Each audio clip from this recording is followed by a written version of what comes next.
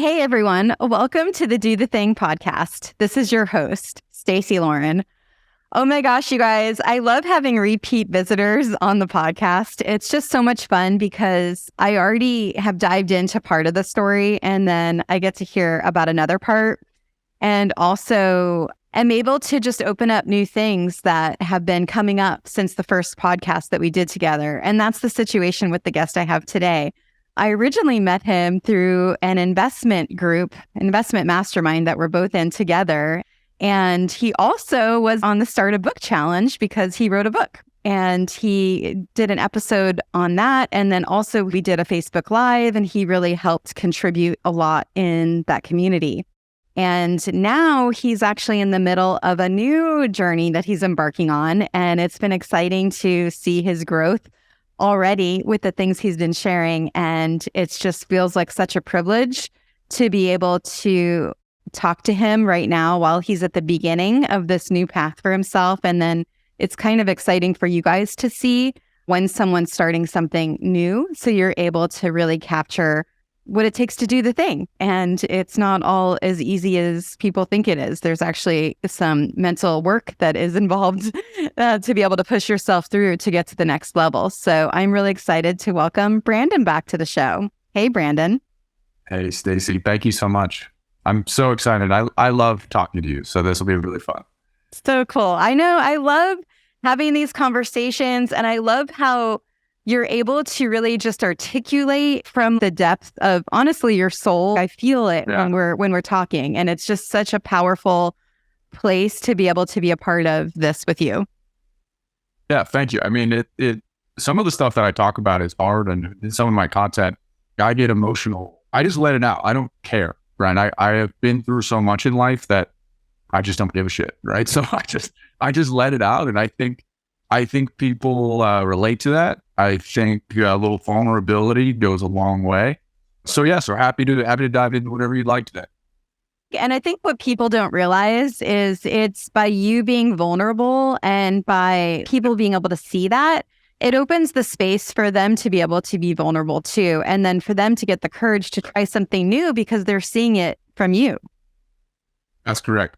So that right there is the theme of my podcast, Convictions. And so what I'm trying to highlight are the stories of people who have overcome adversity. Now, on my podcast, I try to, and I'm still building it, and I hope to have many more people. I would love to hear everybody's story because I think that everyone has a story of adversity, of challenge and struggle. I think it's all relative. We all go through different things in our life. And so what I'm trying to highlight are those moments where most of these people are wildly successful. Some of them are relatively well-known, but there were moments in their life where they were facing homelessness, alcoholism, death of multiple family members within a very short period of time, some facing bankruptcy, multiple business failures, prison. I mean, you name it, right? All of these challenges that we face in life, that is a human experience. And what I'm trying to highlight is the lessons that come from struggle, right? The gems, the little nuggets of wisdom that come from those experiences if we treat failure, struggle, challenge, if we treat all of it appropriately. I think, and I've seen this where struggle in life can consume people. I've seen it in my own family. I've seen it through the people that I've met on my journey. In one of my videos, I talk about the guy in the cell next to me trying to commit suicide. So this type of thing does consume people.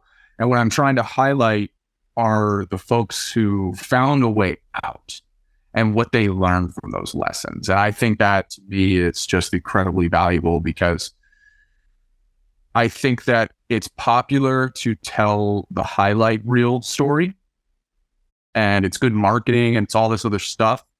But there's so much more that goes into it. There's so much challenge that we all face, even if that person is perceived as wildly successful. So that's the journey that I'm on with the podcast. It's been really fun. I've met some amazing people. Yeah. And I love that you shared that because I just went to, as you know, I went to New York and I went to the Museum of Failure when I was there. It's an exhibition it's a traveling exhibition. I'm excited. I'm going to interview the curator of that next week. But that sounds awesome. I didn't even know that was a thing. I didn't I know, I didn't either. And then I had seen it on the show, The Prophet. And so anyway, I saw it there. And when I was going to New York, I'm like, oh my God, I have to go. And it was so interesting because it was showing the product failures, right? And it was showing Elon Musk had all these failures, and even the Oreos that have been failed, Oreo packaging or whatever, or flavors. And what was really interesting to me was there's this wall, it said share your failure on it. And then it had stickies where everyone is putting the sticky of what their failure was. And Branden, this is crazy. I thought people were going to be putting their failures of products, right? Of things that they've tried and that failed. No, it was all their personal failures. Mine was even, I got drawn with the whole thing. My failure was not living with who I wanted to be. I lived with other people's expectations. Other people put perfection up there. Other people put not living up to my own wants and needs. Another person put people pleasing. It was hundreds of stickies of people and their personal failures, which I thought was really fascinating. And I think it really speaks to what you're saying, because once you can reflect on that failure and then you can take the lesson from it, your world is unlimited at that point. So we can look at these things as struggles. We can look at these things as failures. These are just labels that we place on them.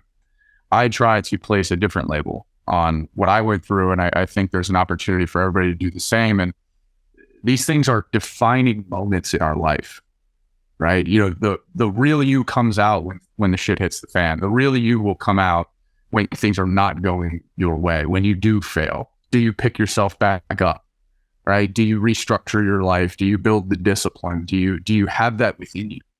And I say that having come from a very dark place and having rebuilt that, right? So yeah, I mean, I think that reframing it as those opportunities to course correct and to follow where you're being drawn in life, I think that is I think ultimately what is happening to us. I don't have all the answers, of course. I don't know if there's a God, but I do feel like we get these course corrections, and when we go too far off course, the universe kind of intervenes, right? And tries to push us in one direction or another. Now, whether we choose to follow that or not, that's up to us. But, you know, I know in my life, I've had quite a significant course correction, and I look at it now, it's the greatest thing that's ever happened to me. So.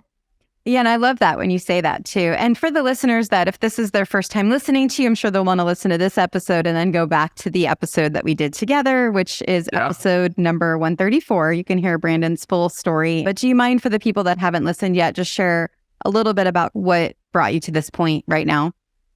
Yeah, I'll give you the quick and dirty. So I'm kind of an entrepreneurial type, come from a very entrepreneurial family, and always had that bait. Right. I knew I always wanted to build big businesses, and I thought the correct way to do that was through private equity, mergers and acquisitions. And there's some truth to that, but I think I was probably wrong in that assumption. I probably should have concentrated on entrepreneurship, but I didn't. I ended up in M&A advisory early on in my career. I then moved it to private equity and, doing relatively large transactions, but also some venture stuff. And then I took the jump into entrepreneurship. I was recruited by a couple of healthcare executives, guys with significantly more experience, were older than me. I looked up to them in many ways. I was 26 at the time. And they gave me a big chunk of the company to help them raise some capital and try to build a business. And we did. We built it up pretty big. We did a lot of great work at that company. And we ultimately sold it for just under $70 million. So I was 29 when that happened. And this is going to sound arrogant, but I don't really care. I mean, I had always told my dad, I said, Dad, I'm going to be retired by 32. And he's like, you're crazy, right? You're 14, like, shut up. And I did it at 29. And then my life fell apart. I found out that the gentleman that I was working with, the two main partners, had this elaborate kickback scheme going on where they were receiving kickbacks for lab samples that were being sent, which is highly illegal. There was also a patient financing arrangement that was going on that I did know about, that we had an opinion letter for. But what happens in these government investigations is they will find one thing that they can claw onto, and then they will look for anything else. And it turns out that that was what they looked for. I was the chief financial officer of that company.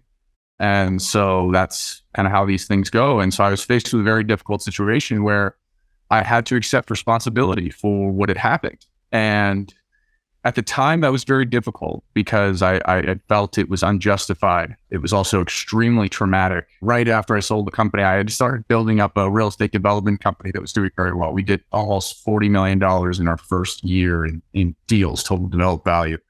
And anyway, so things were going really well. I was about to buy another company for $3 million. I was going to flip it for 6. Things were on the upswing. And then it all sort of crumbled, and I was faced with a choice. Do I fight this, or do I take a deal and go away? And I took a deal to surrender for 37 months. I paid $3.1 million in fines and restitution. Essentially, my whole world crumbled, and I've never been in trouble. I have never had any issues. I've never even been in handcuffs. I'm not a criminogenic person. I did not have negative intent. But that doesn't really matter, right? You find yourself in a situation and you have to be accountable. Now, the part of the story that I don't know if I fully shared on our last episode was where I was as a person during that time. I've always been kind of a partier.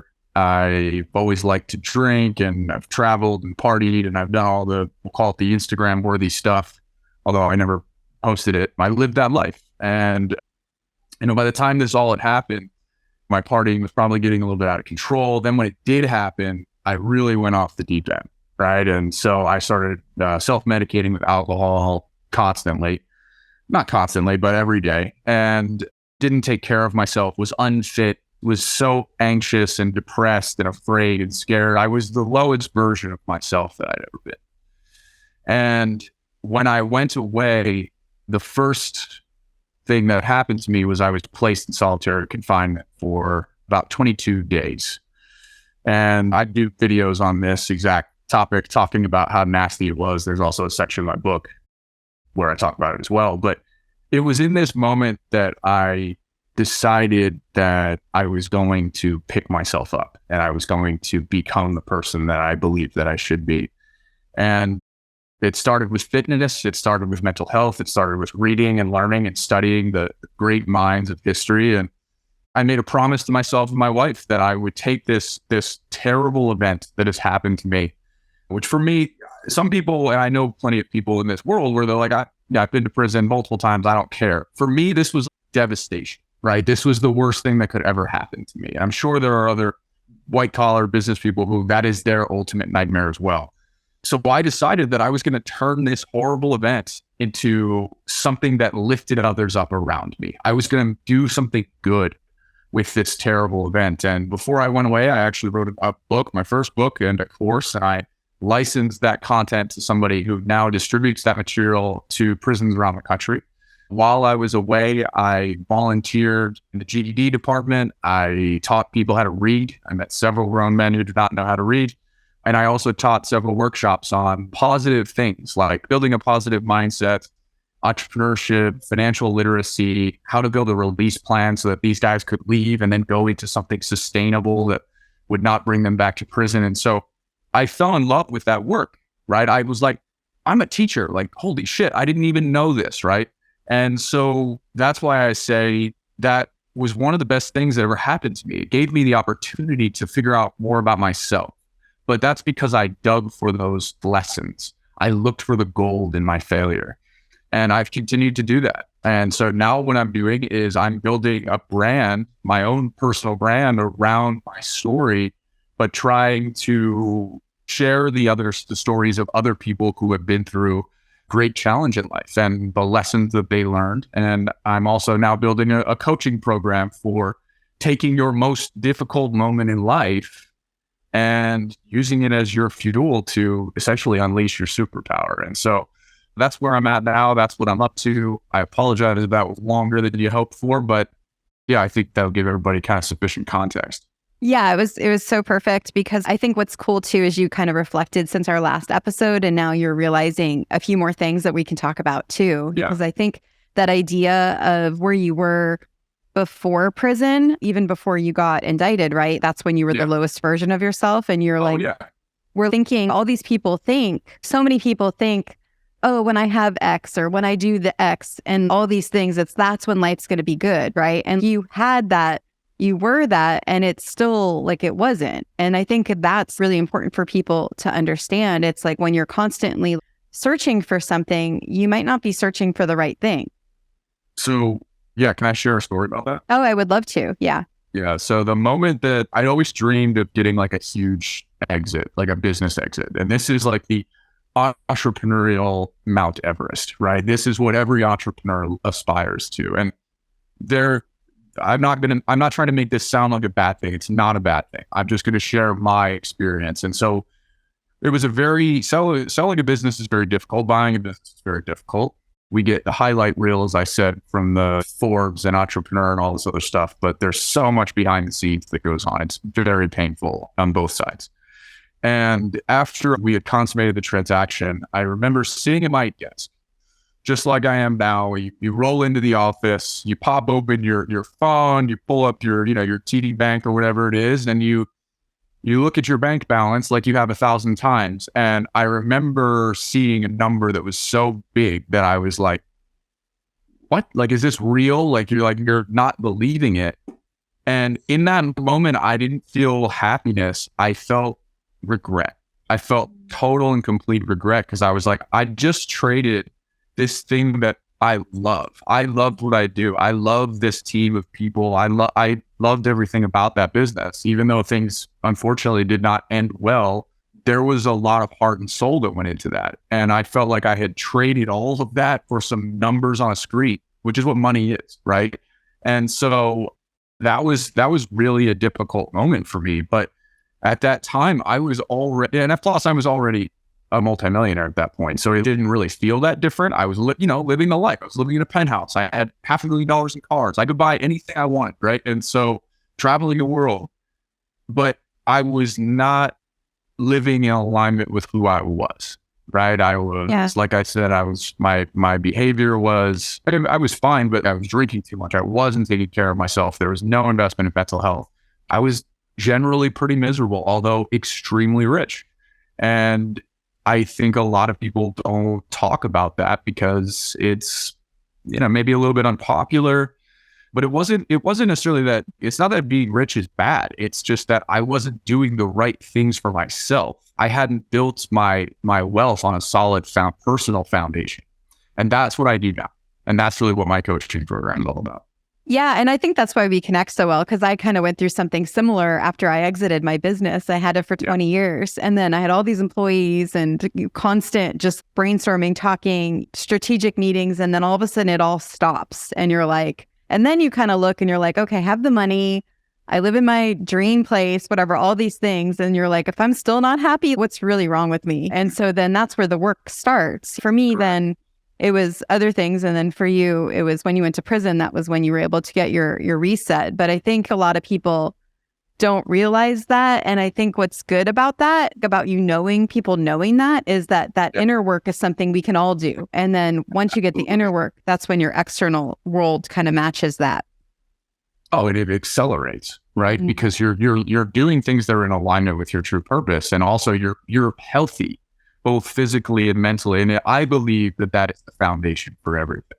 And that is where I've invested a lot of time and energy, and still do, to make sure that my mind is right. I'm able to perform at the top level, which if you aspire to be a business person at the top level and sustain it, you have to have a rock solid foundation. Yeah.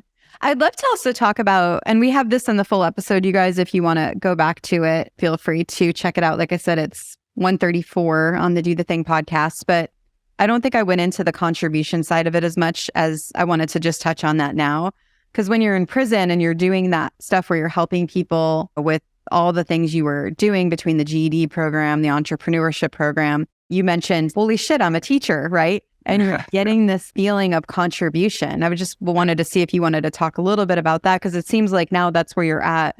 Now that you're out, that's what you're able to see as your next path, is being able to really make a mark in terms of contribution to what you can help others do.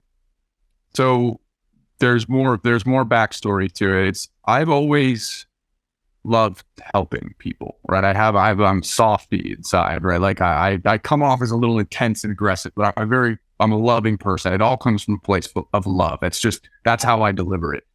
But my sister has been an addict for many years. And that business that we started was a substance abuse treatment business. And I'd gotten into that business. I didn't even realize how profitable these things can be. I didn't realize a lot of the economics around it till I gotten into it. Also didn't realize the regulatory issues. That's a separate point. I wanted to help people. I wanted to help save lives. I still am driven by that same ambition. And the funny thing about all of this is that I'm now coming full circle. And with the program that I'm building, I'm now doing that, but I'm doing it my own way and I'm doing it directly. So there's this amazing circularity to the story now as I lead into what I'm working on and just loving every minute of it. I mean, it's really been wonderful. So good. And I'd love to then now talk about the podcast. So we met through, because we were talking about the expert panel for the book challenge. You were helping me with that. And then you mentioned you were starting a podcast. I mentioned I was doing a Do the Thing, Start a Podcast challenge. Yeah. And then that's when we were able to basically, you had then after that, I think it was right after we set up your podcast. That's when you came up with this idea for your own, you did this yourself, 30-day video challenge. So I kind of just want to talk. Days. Oh my gosh, a 90-day video challenge. So I'd love to just talk about that, because what got you from the point to you starting the podcast, us talking, then you saying you're going to do a 90-day video challenge, and just even getting something like that started. And for people listening, Branden has admittedly said he doesn't like being on video. This is all new for him. So this is not something that he was used to doing. It's all literally starting now. Yeah. So it's actually pretty simple. So the way I quit alcohol, I decided I'm the person that doesn't drink anymore. I don't drink. That's me. That's who I am. I'm the person that produces a video every day. That's me. That's who I am. That's the mindset that I utilize. And I also, one of my tricks, and I think I said this in your community, is I will place the consequence of not doing it. I will create this scenario that is very, very horrible. And I said, and I told my wife this, and she thinks I'm a lunatic, which there might be some truth to it, but I was like, look, if I don't make a video, produce some kind of content every single day, I want you to divorce me. And I love my wife is like my world, right? She's been with me through this whole thing. So anyway, I create this really, really negative scenario. I place it next to this thing that I have to do that I feel is a little bit painful. And then you're like, okay, that or this, like, I can do this. This isn't that bad if it avoids that. And then in addition with reinforcing it with yourself that this is what I do. This is who I am. I am a content creator. Now, I've been doing this 14 days. So I don't know if that's official. Can I be a content creator in 14 days? I don't know, but I'm counting it, right? So that's how I do it. I just decide I am the person that does X. What got you to make that decision? Because pretty much it was right after we set up the podcast, and then all of a sudden you sent me the email with your first video. So what got that decision to come on? I have been hiding behind the keyboard for too long. I write a lot. I'm on my second book. I write every morning. So there's a lot that doesn't even get published. And I'm working on getting all this stuff out there. Actually, in my member group now, it's super cool. They get my morning musings. So every morning I send out something, motivational, something from history that I've learned, and I get like a little blurb to kind of fire them up for the day. So I'm finding ways to get out from behind the keyboard. And to me, this was like, okay, what's the scariest thing that I can do? And it's getting on camera and talking and sharing my story. And so when I do things, I tend to just go all in. Like, I'm just going to go for the hardest thing because I don't know. Naivety, ignorance. I don't know what drives it. I just do it. I'm just going to go for the hardest possible thing. And getting on camera was that thing. And so when you did the first episode, when you did your first recording, what was that day like for you? How did you sit down to actually do it? And did you do more than one take, or was it all just one thing? I did one take. Most of my videos, actually all of my videos are one take. I let them fly. I mean, I haven't had them edited yet, but I don't even know if I will. So yeah, they're so good. You don't have to. They're really good. So I just let it fly. The first day was anxious. I was anxious to do it, but again, well, feel a little anxious or divorce my wife, right? Yeah. Pick one. I'll feel a little anxious. Yeah, it's interesting. I remember seeing that video, and what came to my mind with that negative consequence was, I don't know if you've heard, I can't remember what the app is, so I won't give them a shout out right now, but there's some app that I think it's losing weight or something. If you don't lose the weight or you don't meet your goal, then you're going to owe some charity that you don't like a bunch of money. Yeah, and so it reminded me of that. Yeah, it's similar. It's the same logic. Exactly. Yeah. For me, that wouldn't motivate me enough, truthfully. Yeah. Like if it was to, donate money to let's say the political party I don't agree with, that would motivate me. Losing my wife, oh my God, I'll do anything. What do I have to do to name it, right? So yeah, you have to come up with, for some people, you might have to come up with that extreme of a situation and really convince yourself of it. And it's reframing. I did it in Branden too. It worked a lot. It works, I promise. Yeah. And actually, I think the thing that's cool about that is you know yourself and what works for you. And while something else might work for someone different, that's great. Know what it is, though. Know what that motivator is for you. And actually, why don't you share the prison one? Because that was the push-ups, right? Is that what you're referring to? Because I love that. So there are two examples. So the first one was burpees. So everybody knows what a burpee is, right? So they're hard. Everybody's like, you're crazy. Why do you do burpees? So I'll go to the gym now and I'll be doing burpees all over the gym. And they're like, why do you do so many burpees? I love them. But I hated them when I first started. They were my least favorite workout. And I always avoided them at all costs. And then one day I just was like, I've decided that I'm someone who loves burpees. I just love burpees now. And so what I would do after every workout, working out in prison is like a big thing. It's all you do. And I would reward myself. Notice the language shifts with 25 burpees after I finished my workout. That was what I got as a treat, my dessert, as I called it, for completing my workout. Right? And so people are like, you're a lunatic. But I love it. Like, I look forward to finishing my workout now and cranking out my 25 burpees because that's my reward. And it's amazing how your mind works. At first, you are definitely playing a game. Right? There's no question. You're straight up lying to yourself. But after a while, and the other trick is I would smile while I would do them. Try not liking something while you smile. And it will, I swear, if you do it enough consistently, it will completely switch your mindset. I did that. And then also the track or the rec yard. So I was in a low security facility. So a higher security than where white collar guys usually go. That's another story. So that means double razor wire fence, the full thing. And what I would tell myself when we would eventually get outside was, I'm not stuck in a prison. I'm not stuck behind this razor wire fence. I'm just on a beautiful walk in the countryside, right? And so you look on the other side of the fence and there's deer walking around. There's these beautiful green trees. It's like a really nice part of Connecticut. So you've got rolling hills. And so all I did was I just concentrated on the beauty that was around me. And was like, wow, I'm really grateful to be outside enjoying this moment, right? Because I was stuck inside for literally months. And so it's all about tricking yourself into seeing things in a way that is positive and beneficial to you. Right? Yeah. The timing of you saying this is really interesting because I'm in the middle or just about to start to plan the Do the Thing, Get Fit challenge. And I'm wondering if you have thoughts on a dare for that, because I feel like there's a lot in what you just said that could maybe help people move towards getting fit. Yeah, I mean, the foundation of my program is getting fit, right? Physically and mentally. That's never been... The only real opposition I had was to burpees. I was never opposed to getting fit. I decided actually before I went away that I wanted to get fit. So when I went in, I was 186 pounds, which is the most I'd ever weighed. I'm not very tall.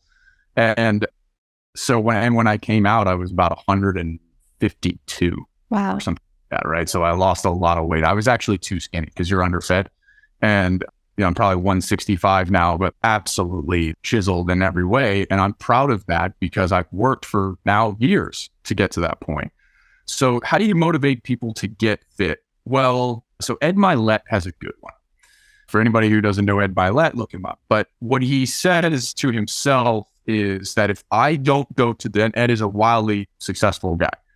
He says, if I don't go to the gym, he imagines his daughter walking down the aisle alone because he's dead and that he's not able to be there for her. And that I think there's an interview where he's like, I've literally made myself cry thinking about that. That's reframing again, right? He's actually the one I learned this trick from.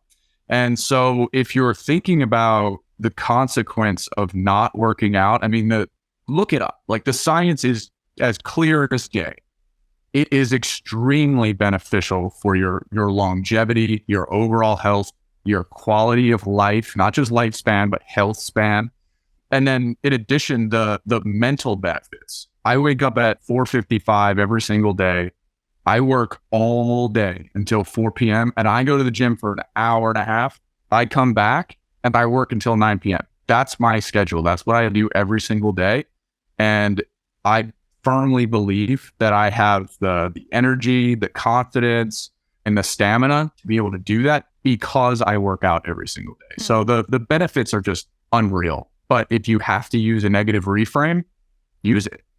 Yeah. I would love to also have you share with people how it was for you, because I know the videos are getting easier for you to do. So the first one was really painful and hard. And you can see, I think it was by video 4, I was like, oh my gosh. I was like, oh my gosh, this is insane how quick it happens for you to shift. Yeah, it's just like anything else. It's really scary at first. And I think people are more afraid of the unknown. So they're more afraid of what they have not yet experienced in getting in front of a camera and putting content out there. And so you just have to do it. The shift is funny because I started around that time, maybe day 4 or 5. I noticed myself, I was driving home from my workout and I was like, I want to go make a video. I noticed that. I want to go make a video. You're looking forward to it now. Correct. It was something that I actually enjoyed and I'm now more organized about it. So there's a learning curve to everything in life, right? You're not going to be good at it. Go watch my first video. I'll post it up. I'll eventually get it on YouTube. I'm working on it. But it's terrible. But that's okay, right? You're going to suck, right? Like, would you make fun of a child learning how to walk? No, you wouldn't. Right? You're learning how to walk. It's okay to suck. But like you said, the suck only takes maybe a couple weeks. You start to get good at it. Now I'm figuring out the equipment stuff. You figured out the equipment stuff. I can see you're all set up. So you just have to begin to lean into it and say, I'm going to suck for a little bit, but I'm going to keep doing it and I'm going to get better. Because you will. I guarantee you'll be better. Guarantee it. Mm-hmm. So for people that maybe are about to start a podcast challenge, it does start April 17th. What advice do you have for them on kind of being comfortable around the suck and being able to just be patient with yourself, and then also the clarity that you're getting through doing these videos?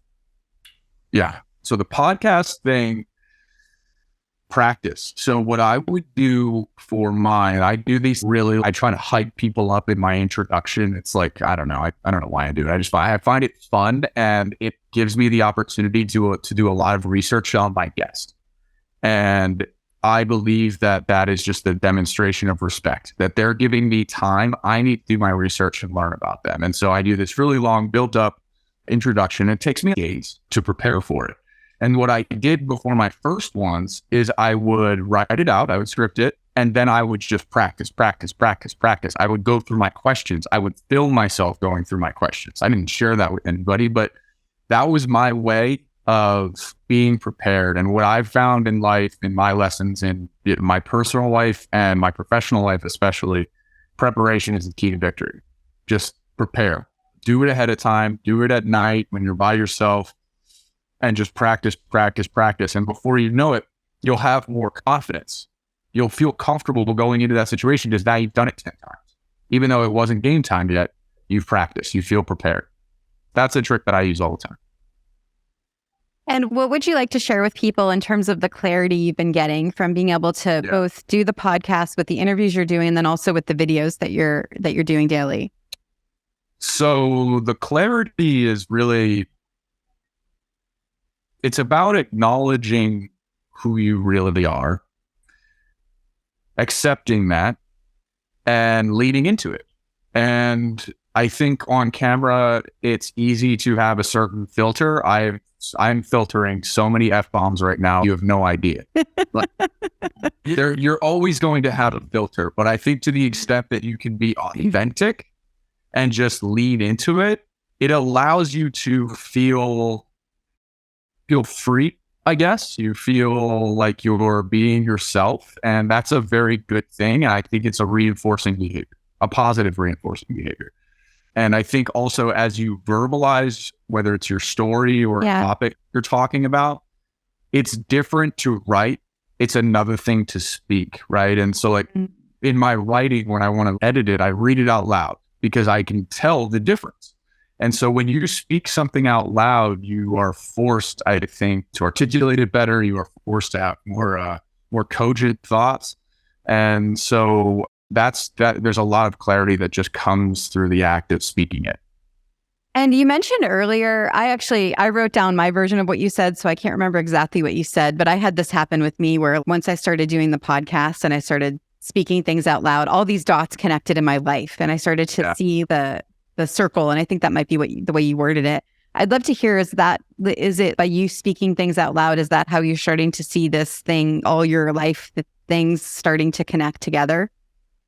Yeah, definitely. I'm leaning into it, and I'm moving towards this. I call it the universal pull in my video, and it's like I'm just fearlessly moving into it. And I think that because I'm doing that I'm noticing I'm connecting more dots in my life, right? So there are things that I'm noticing about myself, things that I could be working on, that I am working on, that will bring me greater fulfillment. And so, it's definitely been, I'll call it like a cathartic process in many ways. Yeah, it's been great. You mentioned bringing you more fulfillment. What have you noticed with that? Are there things that you're working on actively now to get there? Yeah, so the one is my coaching program. And the funny thing about this coaching program is I've been doing this for free for a while. So, and they always say, what would you do for free? And I'm like, I've been doing this for free. I have a business coaching side of it. That's not free. That's been going very well. But I've coached a lot of people through deep struggles, some really difficult stuff. And people always come to me and ask me for help. I had an entrepreneur who came to me the other day crying, straight up crying, and what many would consider a very successful person. And so these people are all over the place. There are many, many people like that. And I just believe that by leading into this and creating this actual program, that I'm going to be able to help change people's lives. And that drives me. And I kind of don't care if it makes money or if it doesn't. And I think because I don't care, that it will make a lot. Totally. Right. And that tends to be how things go. When we overthink things and overanalyze and procrastinate, which perfectionism is just procrastination in disguise, we end up holding ourselves back and not making the impact that we know we can.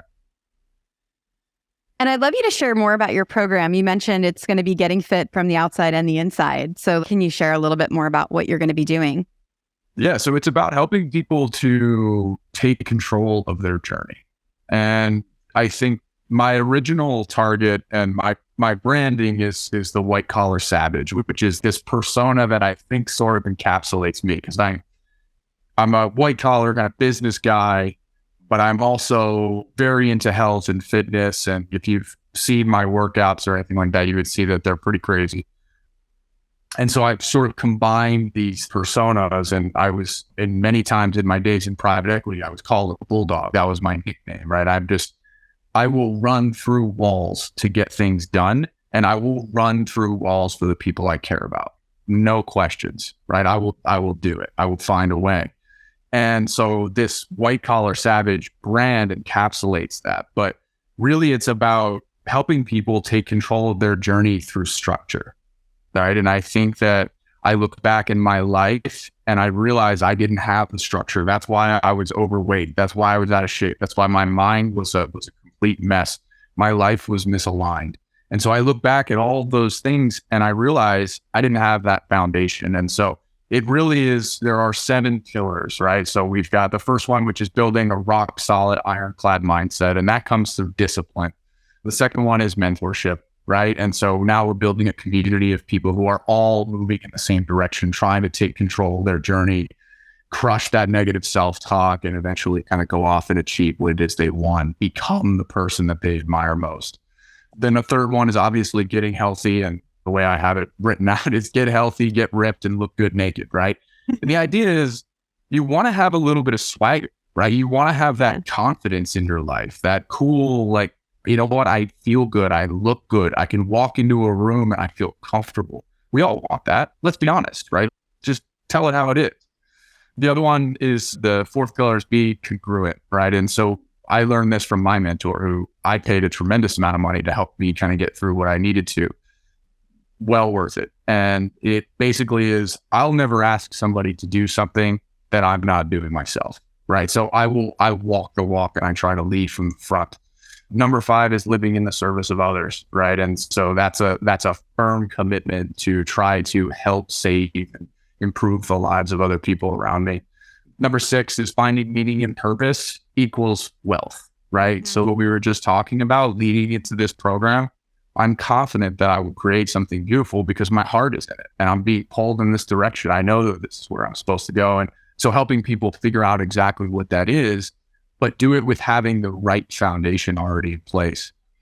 And then the final one, and I'll shut up, is kind of a commitment to the lifestyle, right? So like, I think we all there's an issue with short-term gratification, right? And if we can delay gratification, if we can evaluate our life based on who we are months, years, decades from now, I think that's where you eventually see true success. I think so many people invest in something and they'll do it for a month or 2 months or whatever, and then they don't find success. They haven't paid their dues, right? You've got to pay your dues. You've got to look in periods of years and months and then look back and evaluate. So that's really the program, and that's what we're building. Yeah, there's so much that I love about that. And I wanted to point something out for the listeners that you said that was important, where you're saying that you're not doing it for the money, but the money's going to come. The thing about that that's really cool is your decisions aren't being made because something's making money. You're making decisions because it's something you want to do from your heart and from Correct. Where you're at. And that's why it's going to be successful, because you're not making decisions, oh, this is going to make a ton of money. No, it's coming from things that you actually really want to do inside of you and the contribution that you want to make, which is then going to ultimately give you fulfillment in life. And I know it works because I've used it on myself. I just read my blueprint for me. That's all. Awesome. That's all I did. Right. So yeah, so cool. I know it works. Yeah. And I've helped others get through things like this as well, using the exact same formula. Is it men, women? Who are you looking for in terms of people that are going to go in your program? So some people who can deal with true accountability and honesty. So I tell people, I will say things to you that your mother would never consider saying to you, right? There is a brutal honesty that is required when you're trying to make a shift in your life. Yeah.